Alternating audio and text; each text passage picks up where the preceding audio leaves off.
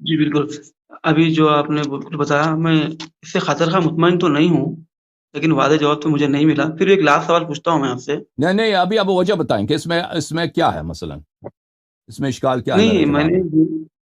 جی، کیونکہ میں نے سوال یہ کیا کہ اگر ابوبکر، عثمان، عمر، اگر یہ لوگ ذریعے بھی غلطی کرتے تو کیا یہ لوگ پروفٹ کے ساتھ دفن ہونے کی جرت کر سکتے تھے، یا پروفٹ یا اللہ اس کو برداشت کر ہاں، سکتے تھے؟ دفن کی بات کر رہے ہیں آپ نے۔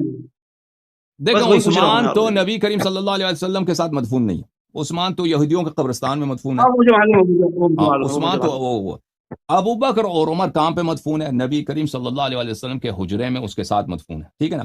اگر بات آپ کی ہے۔ صحیح ہے، اگر یہ تدفین، دیکھیں عزیزو، یہ ان کی دلیل ہے، جماعت مخالفین کی دلیل ہے کہ دیکھیں ابو بکر کی قبر کہاں ہے، عمر کی قبر کہاں ہے۔ دیکھیں عزیزو، نبی کریم صلی اللہ علیہ وسلم اپنے ملکیت میں مدفون ہے، ان کا اپنا گھر ہے، ٹھیک ہے نا؟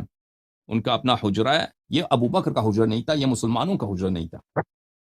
نبی کریم صلی اللہ علیہ وسلم جب مدینہ آئے، انہوں نے زمین خریدا، اس زمین پہ بعد میں انہوں نے مسجد بنایا، اور اسی زمین پہ بعد میں انہوں نے حجرات بنائے تھے، اور وہ ان کی اپنی ملکیت تھی۔ جب شادی کرتے تھے کسی عورت سے، وہ اس سے پیسے لے کے اس کے لیے گھر نہیں بناتے تھے، نبی کریم صلی اللہ علیہ وسلم اپنے پیسے سے انہوں نے گھر بنایا۔ گھر مختصر تھے، کوئی شاہانہ محل نہیں تھے، مختصر تھے، لیکن یہ ملکیت ہے پیغمبر صلی اللہ علیہ وسلم۔ اچھا، نبی کریم صلی اللہ علیہ وسلم دنیا سے گئے ہیں، یہ ملکیت کس کی ہے؟ ٹھیک ہے نا؟ ہمارا عقیدہ ہے، قرآن کا فرمان ہے کہ جو بھی شخص مرتا ہے اس کی میراث اس کی اولاد کو ملتی ہے۔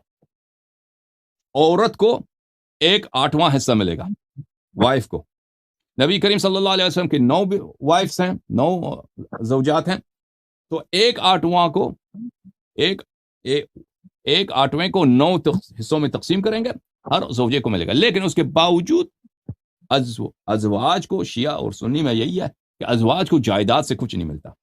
ایک شخص مرتا ہے، اس کا مکان ہے، مثلا مکان اس کے بیٹوں کو، اس کے بیٹیوں کو جائیں گے، اس کے اولاد کو جائیں گے، اور اس کی زوجہ کو، اس کی وائف کو اس مکان کی قیمت، اولاد کو اس مکان کی قیمت میں سے 1/8واں زوجہ کو دینا ہوگا، کیونکہ اس کو جائیداد نہیں مل سکتا زوجہ کو۔ تو نبی کریم صلی اللہ علیہ وسلم اپنے جائیداد میں مدفون ہے۔ قرآن کا حکم ہے کہ ان کی جو جائیداد ہے ان کی اولاد کو جائے، اولاد تو ایک ہی بیٹی ہے بس، تو اور نہ ان کا نہ کوئی بھائی ہے، کچھ بھی نہیں ہے، ماں باپ بھی پہلے سے دنیا سے جا چکے ہیں، تو سب یہ ملکیت کس کی بن گئی؟ زہرا سلام اللہ علیہ کی۔ اچھا، ابو بکر نے روایت نقل کی کہ یہ تو سب صدقہ بن جاتا ہے، ٹھیک ہے نا؟ اس روایت کو ہم نہیں مانتے، اگر مان بھی لینا، اگر صدقہ مان لیں تو وہ صدقہ تو وہ مسلمانوں کے فقراء کا ہے، اس جائیداد پر مسلمانوں کے فقراء کا ہے، کسی اور کی ملکیت نہیں۔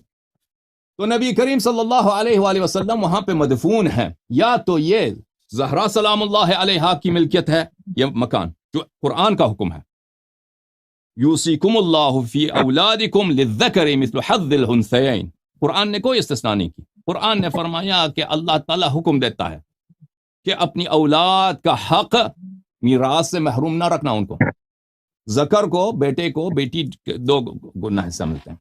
تو یہ تو اسلام کا حکم ہے، ٹھیک ہے نا؟ یہ زہرا کا حق ہے۔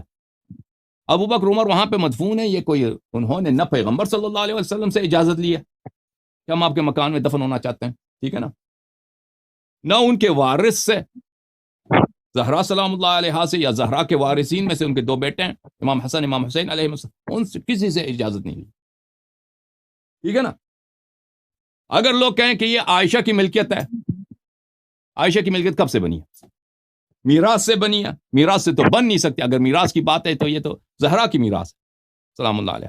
اگر کہتے ہیں یہ عائشہ کی ملکیت، اس لیے کہ نبی کریم صلی اللہ علیہ وسلم کے زمانے میں اس مکان میں رہتی تھی، مکان میں رہنے سے عورت مکان کا مالک نہیں بن جاتی۔ سمجھ میں آئی نا بات آپ کو؟ اگر مکان آپ کا ہے، آپ کی وائف وہاں پہ رہتی ہے، وہ مالک نہیں بنتی اس کی۔ بات صحیح ہے نہیں ہے؟ نہیں، میں آپ کی بات سمجھ گیا، لیکن مالک اور مالک قیادہ کی بات پیغمبر نہیں کر ہیں، رہا ہوں میں۔ نہیں، تو میں یہاں مالک قیادہ کی بات نہیں کر رہا تو ہوں۔ ابو بکر اور عمر سمجھ کو رہا ہوں۔ دیکھیں، ابو بکر عمر کو وہاں پہ دفن کیا کس جواز کے ساتھ؟ اگر کوئی نہیں، میں وہ حدیث بھی ہے نہیں بول کہ رہا ہوں۔ پیغمبر صلی اللہ علیہ وسلم نے وصیت کیا کہ میرے ساتھ ان کو دفن کرو، یہ تو کوئی حدیث ہے ہی نہیں، دکھاؤ ہمیں۔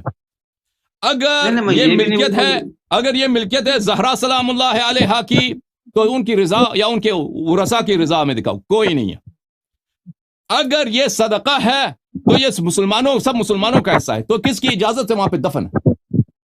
اگر کہتے ہیں کہ یہ عائشہ کی ملکیت ہے، یہ عائشہ کی ملکیت کس طرح سے بنی ہے؟ میرا میراث کے لحاظ سے تو بن ہی نہیں سکتی کسی وجہ سے بھی، چاہے شیعہ فقہ سے لے لیں، مخالفین کے فقہ سے لے لیں۔ اگر کہتے ہیں کہ نبی کریم صلی اللہ علیہ وسلم نے اپنے حیات میں عائشہ کو تملیک کیا ہے، یعنی بخشا ہے کہ یہ مکان آپ کا ہے، وہ حدیث میں دکھائیں، وہ حدیث میں دکھائیں۔ یہ بھائی جس طرح انہوں نے قبضہ کیا ہے نا، جس چیز کو آپ فضیلت قرار دیں نہیں، اس کی چوری کی دلیل ہے، ان کی سرقت کی دلیل ہے۔ انہوں نے ہر چیز پہ قبضہ کیا ہے، مل کے پیغمبر صلی اللہ علیہ وسلم پہ بھی قبضہ کیا ہے۔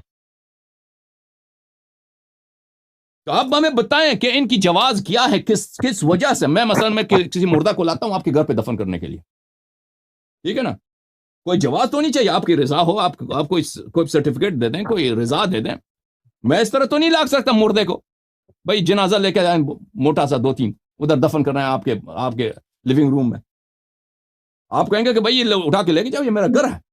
نبی صلی اللہ علیہ وآلہ وسلم قرآن مجید لا تدخلوا بیوت النبی یا ایھا الذین آمنوا لا تدخلوا بیوت النبی الا ان یؤذن لکم، اجازت کے بغیر داخل ہونے کی ممانعت ہے، ادھر جا نہیں سکتا کوئی بیت نبی صلی اللہ علیہ وآلہ وسلم میں، کسی مسلمان کے گھر بھی نہیں جا سکتے۔